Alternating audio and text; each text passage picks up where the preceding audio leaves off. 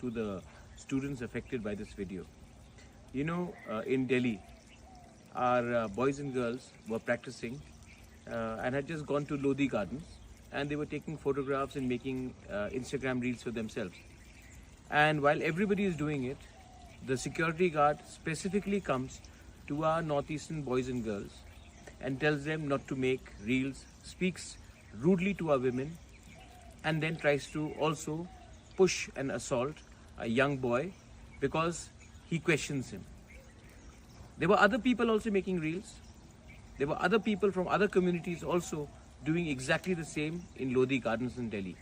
But specifically, boys and girls from Northeast were targeted. This is not the first time. This has happened before. This will happen again. Racial discrimination and profiling of people from Northeast is clearly evident, whether it is in Delhi, whether it is in Bangalore, whether it is in any other part of India. And it hurts us. You know why? Because many times our boys and girls have to do extra to prove that they are Indians. Should we carry our passports everywhere so that we tell them that we are as much Indians as you are?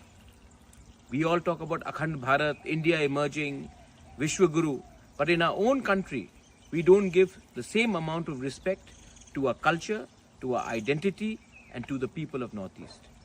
It is very sad, but the time has come. Somebody said the other day that this is under this government. It is under every government. The problem is not that of politics. The problem is that of society and mindset.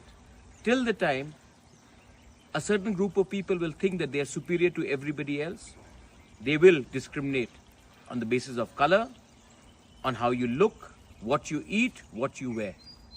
India has to realize that if it has to be a superpower, it has to first empower the people from Northeast India as well.